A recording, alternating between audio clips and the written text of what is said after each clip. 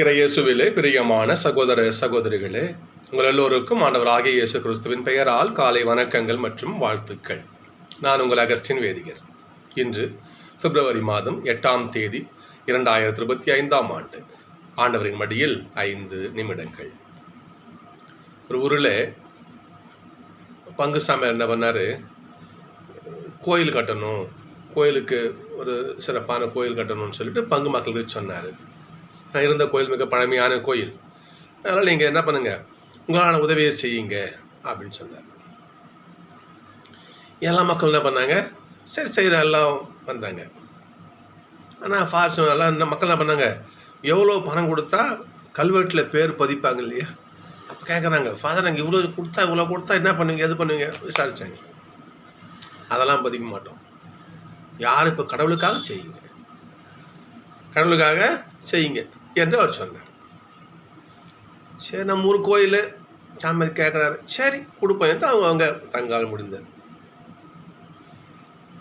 கோயில் சிறப்பாக கட்டி முடிக்கப்பட்டது, மிகப்பெரிய தேவாலயமாக கட்டி முடிக்கப்பட்டது. கோயில் திறப்பு விழா பிஷப் வந்தார். இந்த புதிய ஆலயத்தினுடைய கல்வெட்டை பறிச்சிருப்பாங்களே எனக்கு தரதெல்லாம் திறந்தார். பங்கு மக்களுக்கு பேரதிர்ச்சி காத்திருந்து கல்வெட்டை திறந்த உடனே அதில் பார்த்தோம்னா ஆரோக்கியம்மாள் அப்படின்னு ஒரு பேர், இந்த கோயில் கட்ட உதவி செஞ்சதுக்கு ஆரோக்கியம்மாள் ஒரு பேர் இருந்துச்சு. மக்களுக்கெல்லாம் ஒரே ஆச்சரியம், எப்படினாவது பேர் யார் இந்த ஆரோக்கியம்மா, நம்ம ஊரில் நமக்கு தெரிஞ்சவங்க மாதிரி யாருமே இல்லையே, நான் இவ்வளோ கொடுத்து அத்தனாயிரம் கொடுத்து நமக்கு எங்கள் பேரெல்லாம் போடல வரல, இதில் இது எப்படி ஆரோக்கியம் அப்படின்னு ஃபாதர் என்ன பண்ண, சரி ஓகே பிஷப் வந்தார், கோயில் அடிச்சுட்டு அவர் கிளம்பிட்டார். மறுநாள் என்ன பண்ணுறாங்க, பெரிய தலைகள்லாம் போயிட்டு ஃபாதர்கிட்ட போயிட்டு, ஃபாதர் யார் சாமி அது ஆரோக்கியமானு போட்டிருக்கீங்க, யார் அந்த ஆரோக்கியம்மா கேட்டாங்க. அப்படியா, யாருன்னு தெரிஞ்சுக்கணுமா, பாருங்கள் மலையடி வாரத்தில் ஒரு பாட்டி ஒரு கொட்டா போட்டு உட்காந்துறாங்க பாருங்கள், அவங்க தான் ஆரோக்கியமா. பாட்டி மலையடி வாரத்தில் கொட்டா போட்டுன்னு உட்காந்துருக்காங்களா, இன்னும் அவங்க என்ன பெருசாக பண்ணிட்டாங்க, அவங்க இல்லைன்னா கோயிலை கட்டிருக்க முடியாது. அது எப்படி இந்த கோயில் இருக்கிற கல் மண் எல்லாம் இந்த கோயிலுக்கு வந்து சேர்ந்ததுன்னா அவங்க தான் காரணம். மக்களுக்கு ஒரே பைத்தி, எப்படி அவங்க காரணம், என்ன ஏது ஒன்றும் இல்லை. அந்த மலையிலேருந்து கல்லுங்கள்லாம் வெட்டி கொட்டணும், கோயிலுக்கு கட்டணும் வந்தோம் இல்லையா, அந்த மண்ணெலாம் அள்ளி கொடணும், கடற்கரை கூட மண்ணெலாம் அள்ளி கொட்டணும் இல்லையா, அப்படி மண்ணுங்க மாட்டு வண்டியில் மண் வரும். அந்த மாடுங்களுக்கு அந்த அம்மா தண்ணி வச்சுது. அந்த அம்மா என்ன பண்ணாது, காட்டில் கிடைக்கும் தண்ணி எங்கே கிடைக்கும், ஊர்லேருந்து தண்ணி கொண்டு போய் மோந்துன்னு போய் என்ன பண்ணிச்சு, அந்த அம்மா வர மாடுக்கெல்லாம் தண்ணி வச்சிச்சு. மாடுங்க தெம்ப தண்ணி குடிச்சிட்டு இன்னும் 2 நாடம் எக்ஸ்ட்ரா மாடு இழுத்துன்னு வந்துச்சு. அதனால் இவ்வளோ பெரிய ஆலயம் கட்டப்படுதுன்னு சொன்னாங்க. சகோதரர்களே, நாம் உதவி செய்கிறோம், ஆனால் கைமாறு கருதாமல் செய்கின்ற உதவி கடவுளால் மிக பெருசாக ஆசீர்வதிக்கப்படும். அந்த பாட்டி கைமாறு கேட்கல, நமக்கு கல்வெட்டில் பாட்டி எதிர்பார்த்தா ஒன்றும் கிடையாது. வாயிலாக செய்வேன், வாயில் வளர்த்தல் வை நேரத்தில் பார்த்து தூக்கித்தும் போதே மாட்டு வேண்டி ஒரு வாய் தண்ணி வைப்போம். என்ன பண்ணிச்சு, அந்த மாடுங்களுக்கு ஒரு வாய் தண்ணி வச்சுது, அவ்வளோதான். அதை கடவுள் இந்த குருவான வழியாக ஆஸ்வதித்தார். கைமாறு கருதாமல் யார் செய்கிறார்களோ அந்த பகிர்வானது ஆண்டோடைய பாதத்து கொண்டு போகப்படுவார்னு சொல்ல முடியும். நான் அந்த தவக்காலத்தில் 3 விஷயங்களையும் தாய் திருச்சபை வலியுறுத்தும். ஒன்று, ஜபம் செய்யுங்கள், தவம் செய்யுங்கள், தானம் செய்யுங்கள். ஜபிங்க ஆண்டவர்கிட்ட இந்த தவக்காலத்தில். ஒன்று. 2வது, தவம் செய்யுங்க, உங்களை ஒடுக்கி உங்களை ஒருத்து ஆண்டவருக்காக அந்த என்ன பண்ணுங்க, உங்களுக்காக உங்களை என்ன பண்ணுங்க, கடவுளுக்கு ஒப்பு கொடுங்க. தானம் செய்யுங்கள், உங்களை இருக்கிறது உங்களை கூடிய மட்டும் முடிஞ்ச வரை பகிர்ந்து வாழுங்கள் என்று திருச்சபை சொல்லுகிறது. அந்த பகிர்வானது கடவுளுக்கு ஏற்ற விதத்தில் இருக்கணும். இந்த பாட்டி மாதிரி கைமாறு கருதாமல் எப்படி மழை பொழிகிறதோ அதே போல கைமாறு கருதாமல் செய்கின்ற உதவி கடவுளுடைய பாதத்துக்கு அந்த செயல் போய் சேரும். அதைத்தான் இன்றைய வாசகம் எடுத்து சொல்லுறாங்க. எதையும் கருதி விட்டு இதுக்கு போனால் என்ன கிடைக்கும் என்று எதிர்பார்த்து அங்கே போகக்கூடாது. அது பகிர்வாக இருக்காது. இன்றைக்கு நற்செய்தி வாசகம் பார்க்கணும். ஏசப்பா சீடரை அழைக்கிறார், மத்தேயு அழைக்கிறார். நல்லா கவனிங்க, அந்த காலத்தில் இயேசுவோட காலத்தில் அந்த வரி தண்டுகிறவரோட வருமானம் இருக்குது. அப்படிப்பட்ட காசு, அப்படிப்பட்ட வருமானம் உடையவர். சக்கரை பாருங்க, ஆண்டவரே நான் யாரையாவது ஏமாத்திருந்தேன்னா 4 மடங்காக கொடுத்துட்றேன், என் சொத்துல பாதி ஏழைங்களுக்கு கொடுக்குறேன். அப்போ எவ்வளோ செல்வந்தா இருந்திருப்பா வச்சு பாருங்க. மத்தேயு அப்படித்தான். ஏனென்றால் அந்த காலத்தில் வரி வாங்குறவங்கள இவங்க பாவின்னு சொல்லுவாங்க. ஏன்னா மக்களை உதாரணத்துக்கு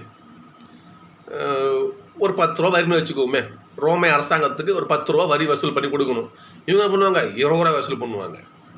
அதில் இவங்க கொஞ்சம் சாப்பிட்டுட்டு, அதிகாரம் கொஞ்சம் சாப்பிட்டுட்டு, மீதி ஒரு மாதிரி வரியாக கட்டுவாங்க. ஸோ மக்களுக்கு மக்கள் வந்து வரி தண்டவரை பாவின்னு முடிவு செஞ்சு வச்சுருந்தாங்க, நம்மளுக்கு அசைக்க பிடிக்கிறானே அப்படின்னு.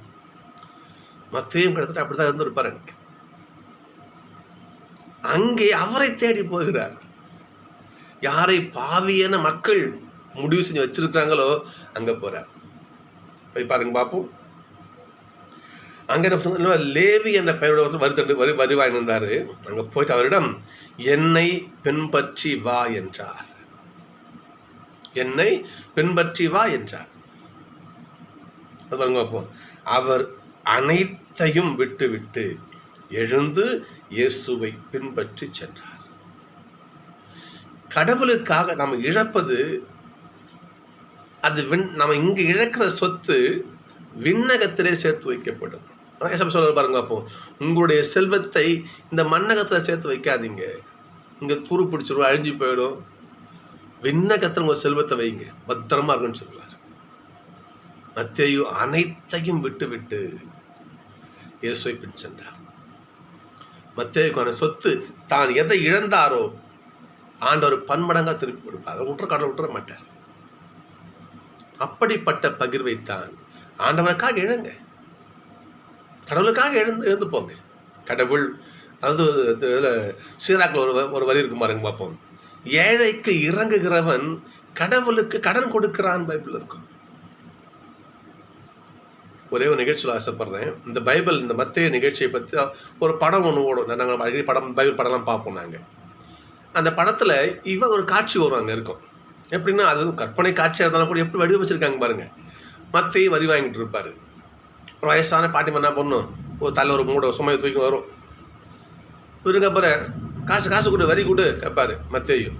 அந்த பாட்டிமா இல்லையே வேணும், காசு இல்லையா பார்ப்பார். அப்படியே யாரும் இல்லை, போ போ போ சொல்லுவார். அந்த பாட்டி அந்த எல்லையை கடந்து உள்ளே போவாங்க. அப்போ ஏசப்பா அதை பார்ப்பாரு. அப்போ அந்த அழைப்பு அப்போ தான் இருக்கும். இது ஒரு கற்பனை கதையாக இருந்தாலும் கூட ஏசப்பா அழைக்கிறாரு பாருங்க. அவருடைய மனசை பாருங்க, மத்தேயு மனசு. ஆண்டவருடைய பார்வையில் நல்லவராக அவர் வந்து அழைப்புக்கு ஏற்ற ஒரு அவராக மத்தேயு இருந்தார். அவருடைய உள்ளம் பகிர்வுக்கான உள்ளமாக இருந்தது. அவருடைய அழைப்பை பெற்றார். இன்றைக்கு முதல் வாசகம் பாருங்க பார்ப்போம். அடுத்த சொல்றா பாருங்க. இன்னைக்கு அற்புதமான முதல் வாசகம் இன்னைக்கு பாருங்க பார்ப்போம். எசையா 58:9. பசித்திருப்போருக்கு உன்னையே கையளித்து வறியோரின் தேவையை நிறைவு செய்வாயானால் இருள் நடுவே உன் ஒளி உதிர்க்கும். இந்த தவக்காலத்தில் இந்த பகிர்வை நம்ம கடைபிடிக்கணும். கிராமத்துங்களில் சொல்லுவாங்க தெரியுமா, இந்த பிடி அரிசி நம்ம எல்லாரும் செய்வோம். பிடி அரிசின்னு ஒரு திட்டம் வச்சுருப்பாங்க. தினம் சமைக்கிறப்ப என்ன பண்ணுவாங்க, ஒரு பிடி அரிசி எடுத்து ஒரு பாத்திரம் போட்டு வச்சுப்பாங்க. பெரிய வெள்ளி என்று குறும்பை அதை போய் கோயிலில் கொடுப்பாங்க. அந்த அரிசியெல்லாம் சேர்த்து வச்சு இல்லாத ஏழை மக்களுக்கு பகிர்ந்து மக்கள்லாம் கொடுப்பாங்க பாருங்க. ஒரு பகிர்வு, ஒரு நாளைக்கு ஒரு படி அரிசி என் சாப்பாட்டில் மிச்சம் பண்ண ஒரு ஏழை கொடுக்குறேன், இப்படி ஒரு திட்டம். அதே போல் பகிர்வு இருக்கணும், நம்மகிட்ட பகிர்வு இருக்கணும். அதைத்தான் இந்த நமக்கு வாசகம் வலியுறுத்துகிறது. இதுதான் ஆண்டவருடைய திட்டமே தானே, ஆண்டோடைய அவருடைய சிந்தனை தான். என் மக்கள் நாங்கள் செய்யறோம் இல்லையா, இலவசமாய் பெற்று இலவசமாக கொடுங்க. ஏழைக்கு இறங்குகிறவனும் கடவுளுக்கு கடன் கொடுக்கிறார். கடவுள் அனைத்தையும் அளந்து அமுக்கி குளிக்கு சரிந்து உங்கள் மடியில் கொட்டுவார். ஆண்டவர் நிச்சயமாக கொட்டுவார். எனவே தவக்காலத்தில் நாம் பகிரும் பிள்ளைகளாக வாழ பழகிக்கொள்வோம்.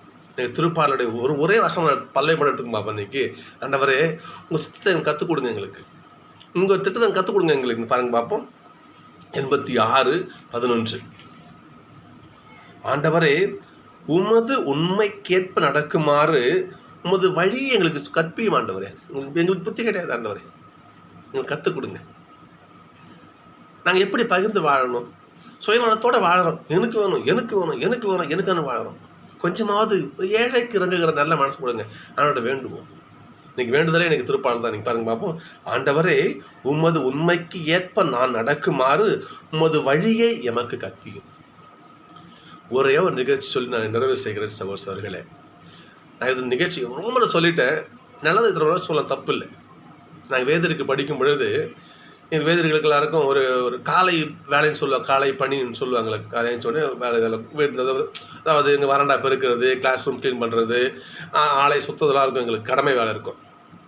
இந்த மாதிரி ஒரு நாள் மட்டும் நான் தான் இப்போ எங்களுடைய இந்த தோழன் ஆஃபீஸ் முன்னே பெருக்கிட்டு இருக்கிறேன். நானும் எங்கள் வேதிய மாணவர்களும் பெருக்கிட்டு இருக்கிறோம். அப்போ எங்களுடைய இயக்குனர் தந்தை மருதாசன் அவர்கள் கோட்டார மறைமாட்டு சேர்ந்தவர். அவரை வாழும் புனிதராக நாங்கள் பார்த்தோம். அவர் நாங்கள் அப்படிப்பட்ட ஒரு மனுஷன் அவர்.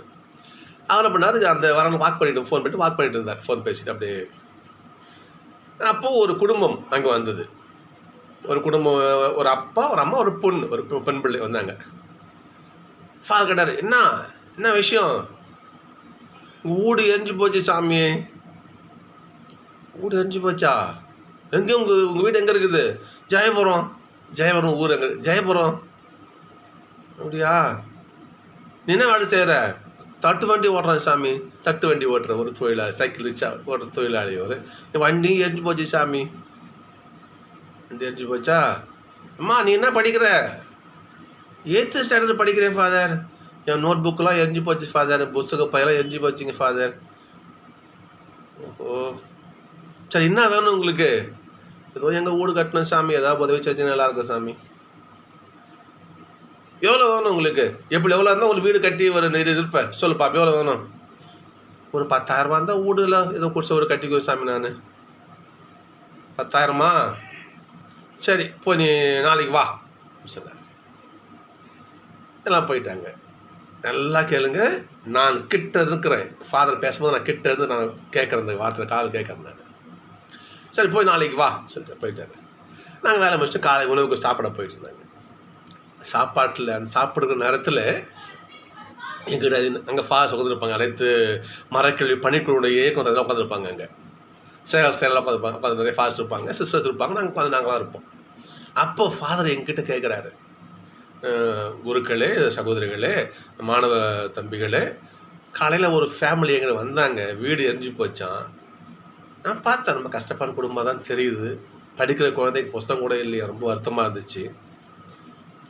உங்களால் முடிஞ்சால் உங்களுக்கு என்ன முடியுமோ அதை நீங்கள் கொடுங்க, நம்ம அந்த குடும்பத்துக்கு உதவி செய்யலாம். அப்போது எல்லா குருக்கள் என்ன பண்ணாங்க, சரிங்க சாமி. அவங்க கையில் இருக்கிறது என்னவோ 1000 2000 அவங்க என்னென்னோ அவங்க இருக்கிறது அவங்க ஒரு சொன்னாங்க, நான் கொடுக்குறேன் பாருங்க. அப்போது குருக்கள் அந்த மருதாசன் ஃபாதர் என்ன பண்ணார், என்கிட்ட பேசினார், மாணவர்களே நீங்களும் என்ன பண்ணுங்க, எதையாச்சும் கொடுங்க. அள்ளி கொடுக்கலனாலும் கிள்ளியாவது கொடுங்க. சொன்ன வார்த்தை கவனிக்கணும். நீ அள்ளி கொடுக்கணும் அவசியம் இல்லை, நீ அள்ளி கொடுக்கலனாலும் கிள்ளியாவது கொடுன்னு சொன்னார். நாங்கள் படிக்கிறோம், நாங்கள் எங்களுக்கு ஒன்றுமே அங்கே வருமானம் கிடையாது. எங்களுக்கு வருமானம் அவங்க தர பேக்கெட் பண்ணி வாரத்தில் கொடுப்போம். அதில் ஒரு 5 ரூபா 10 ரூபா வச்சுருப்போம். மற்றபடி எங்களுக்கு இதே காசு எங்களுக்கு ஒன்றும் கிடையாது. ஃபாஸ்ட் சொன்னார். இருந்தாலும் எங்கிட்ட இருந்தது சொற்ப தொகையாக இருந்தாலும் அதை நாங்கள் என்ன பண்ணோம், கொஞ்சம் கொஞ்சமாக கொடுத்தோம். ஃபாதர் அவரு என்ன கொஞ்சம் தொகையை அவர் போட்டு, நான் சகோதரி காலையில் என்ன பண்ண, அதே குடும்பம் வருது. காலையில் எங்கள் எல்லாரையும் கூப்பிட்டார், வாங்க ஃபாஸ்ட் வாங்க வாங்க. இவங்க தான் அந்த குடும்பம். இதை பாருங்கம்மா, எப்பா இந்த பாரு, எல்லாரும் உங்களுக்கு உதவி செஞ்சுருக்காங்க, இந்தாங்க 12,000 சொச்சம் ஒரு தொகை ஒரு கவரில் போட்டு கொடுத்தார். கேட்டது 10,000, கொடுத்தது 12,000 சொச்சம். இவங்களாம் உங்களுக்கு கொடுத்தாங்க, கடவுளுக்கு நன்றி சொல்லுங்கன்னு சொன்னார். அந்த குடும்பம் மகிழ்ச்சியாக திரும்பி போனது. ஏன் சொன்ன சகோதரர்களே, இந்த பகிர்வு என்பது, இல்லாத பட்டங்களுக்கு பகிர்ந்து கொள்வது, திரும்பவும் சொல்கிறேன், ஏழைக்கு இறங்குகிறவன் கடவுளுக்கு கடன் கொடுக்கிறான். கடவுள் கடனாளியாக இருக்க மாட்டார், திரும்பி வழி நமக்கு கொடுப்பார்.